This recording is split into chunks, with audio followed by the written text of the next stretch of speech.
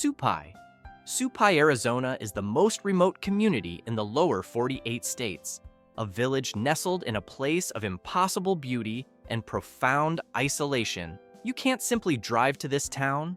Located deep within a side canyon of the Grand Canyon, Supai is the capital of the Havasupai tribe, and it exists 8 long miles from the nearest road. To reach this desert oasis, you have 3 options: a strenuous hike down a winding trail, a ride on a sure-footed mule, or a chartered helicopter flight that cuts a jarring path through the ancient geology. For the roughly 200 members of the Havasupai tribe who call this place home, this isolation is simply a fact of life. The outside world arrives slowly here. This is the only place in the United States where mail is still delivered by mule train, a tradition that speaks volumes about the community's relationship with the world above the canyon rim.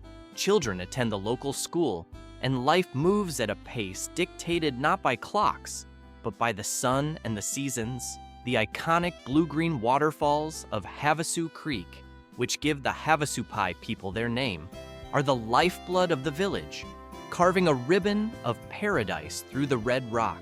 This is a place where geography has acted as a shield, preserving a way of life that has endured for centuries. In a world that prizes connectivity above all else, Supai stands as a powerful testament to the idea that the deepest connections are often forged not by convenience, but by the shared challenge of living in a place set apart.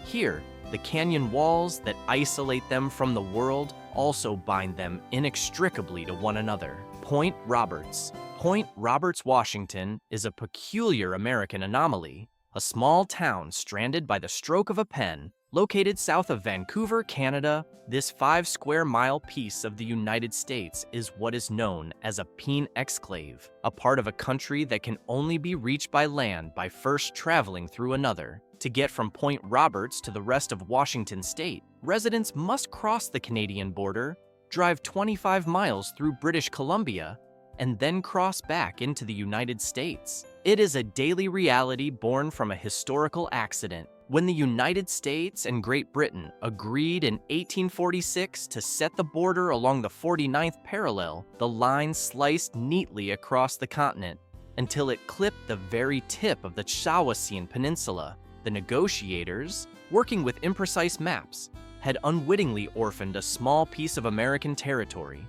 Life for the 1,300 residents of Point Roberts is defined by this geographical quirk. Children in grades 4 through 12 must cross 2 international borders twice a day just to attend school. A simple trip to the doctor or a major grocery store becomes an international journey.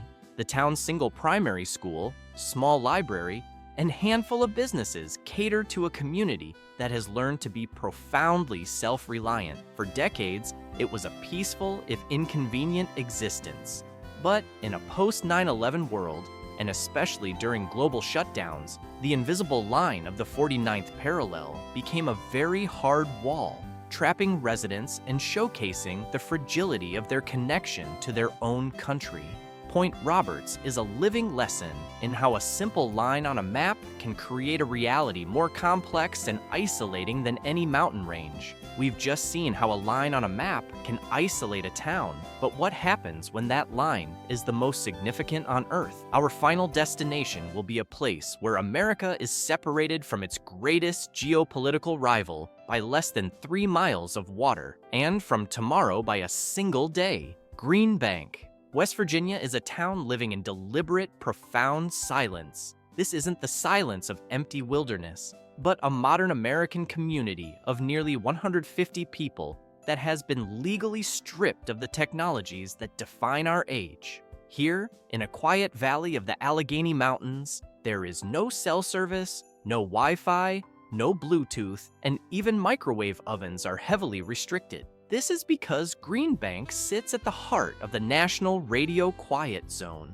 a 13,000 square mile area mandated by law to protect one of the most sensitive scientific instruments on the planet, the Green Bank Telescope. Taller than the Statue of Liberty and with a dish that could cradle a football stadium, this colossal telescope is listening for the faintest whispers from the cosmos, the echoes of distant galaxies, the signatures of pulsars, and perhaps, one day, a signal from another intelligence. Clicking subscribe is the best way to keep this telescope pointed at the world's most incredible stories. To hear these whispers, it requires a world without electronic noise. The telescope is so sensitive, it could detect the energy equivalent of a single snowflake hitting the ground. A single cell phone signal would overwhelm its sensors, blinding it to the universe. And so, life in Green Bank is an analog throwback. Payphones are still a necessity. People communicate face-to-face. It has become an accidental refuge for those with electromagnetic hypersensitivity. People who believe modern technology makes them physically ill. It is a place where scientific ambition has reshaped human existence, forcing a community to unplug from the hive mind of the 21st century. So, could you trade the constant noise of the digital world for the profound silence of the stars?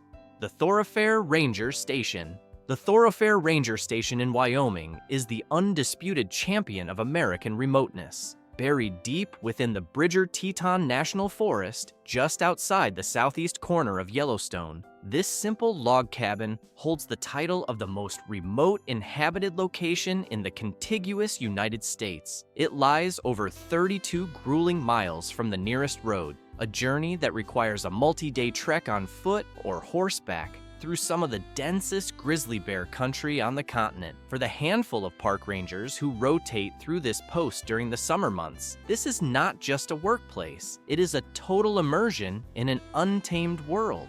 The station itself is a Spartan outpost, a speck of human endeavor in a vast, indifferent wilderness. Its purpose is to serve as a base for trail maintenance, backcountry patrols, and scientific research in an area known as the Thoroughfare, a major wildlife corridor. When the summer season ends, the rangers pack up and leave, and the station is swallowed by a silence and solitude that is absolute. The winter snows can pile up dozens of feet high, erasing any trace of human presence for more than half the year. The Thoroughfare represents a different kind of isolation, not one created by borders or canyons, but by sheer, unadulterated distance.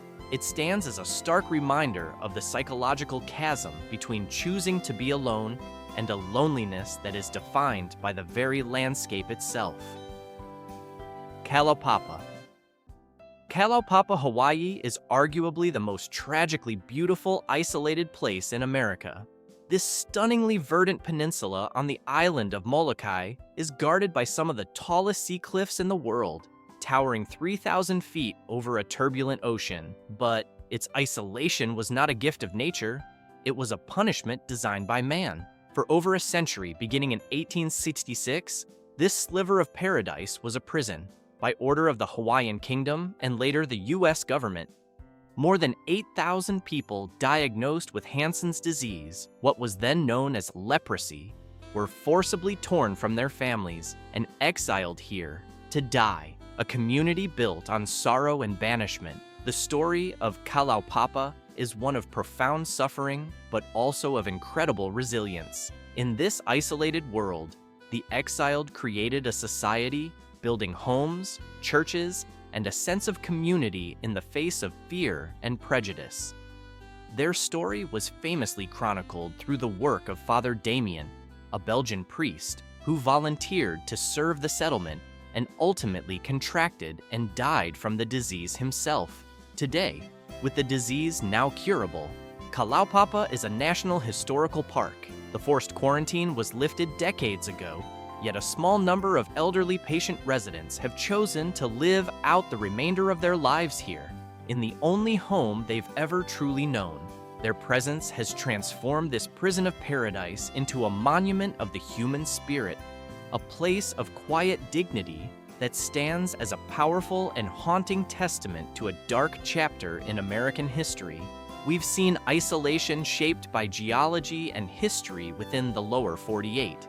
Now, we go north, to places where isolation isn't just a fact of life, but an active, daily battle against the most extreme forces on the planet.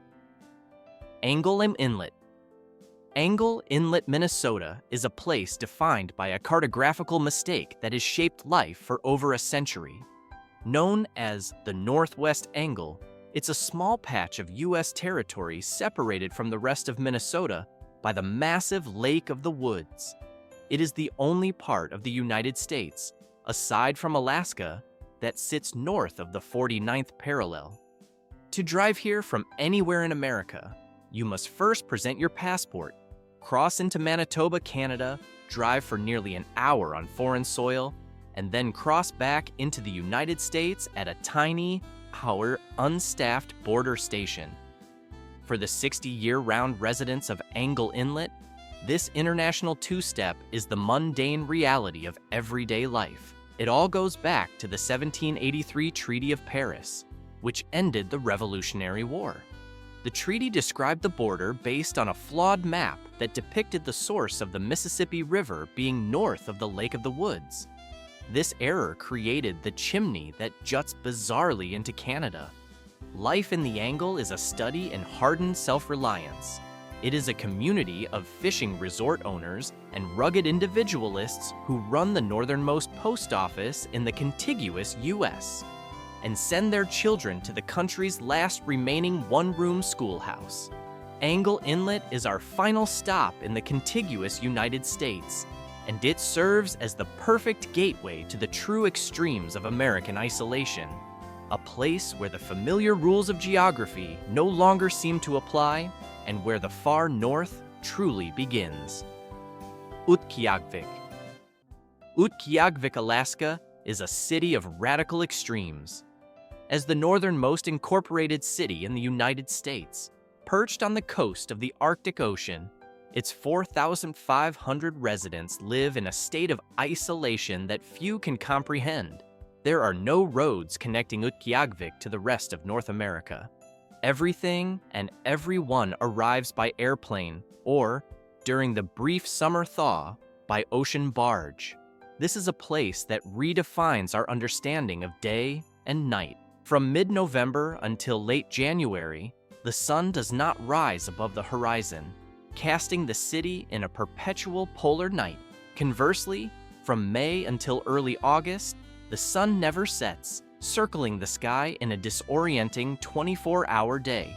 Despite these challenges, Utqiagvik is a modern, thriving community and the economic hub of the North Slope borough. It is a world where ancient traditions and modern realities collide. The local Inupiat people, who have inhabited this land for millennia, continue their subsistence hunting traditions for bowhead whales and caribou, while also managing sophisticated civic infrastructure and navigating the front lines of global climate change. The melting sea ice that threatens their way of life also opens up new shipping lanes and resource opportunities. To live in Utqiagvik is to exist on the very precipice of the nation and the planet, requiring a unique form of resilience to build and sustain a community at the absolute edge of the continent. Adak Island. Adak Island is a haunting relic of the Cold War, a place where American ambition now lies in ruins against the relentless fury of the Bering Sea. Located deep within the Aleutian Islands arc, more than 200 miles from Anchorage, Adak was once a secret and formidable military fortress. During World War II and the subsequent Cold War, the U.S. Navy built a sprawling city here to house up to 6,000 personnel, complete with suburban-style homes, schools, a hospital, and a movie theater. It was a critical outpost for monitoring Soviet activity, a piece of American suburbia transplanted into one of the most inhospitable climates on Earth, a place of constant wind, fog, and seismic activity known as the birthplace of the winds. Then, in 1997, with the Cold War over, the military packed up and left. The base was decommissioned, and the city was abandoned almost overnight. Today, Adak is a near ghost town. Fewer than 100 people remain, living amidst the eerie, decaying infrastructure of a forgotten war. Rows of empty houses with faded paint stare out at the unforgiving sea. Playgrounds rust in the perpetual damp. It is a surreal landscape of immense empty buildings and silent streets being slowly reclaimed by nature. So what would it feel like to live in the ruins of a forgotten era, surrounded by the ghosts of a secret war fought in the freezing mists of the North Pacific? Diomede. And finally, we arrive at the most surreal and geopolitically significant point of American isolation, the island of Diomede, Alaska. This is not just a remote village. It is a place that warps our very perception of time and space. Located in the middle of the Bering Strait, the community of about 80 people lives on a tiny, steep-sided island called Little Diomede. Just 2.4 miles across a stretch of often frozen water is another, larger island, Big Diomede. That island belongs to the Russian Federation. This narrow gap is one of the most fraught borders on the planet, the line that separates two global superpowers. But it's more than that. Running directly between these two islands is the international date line.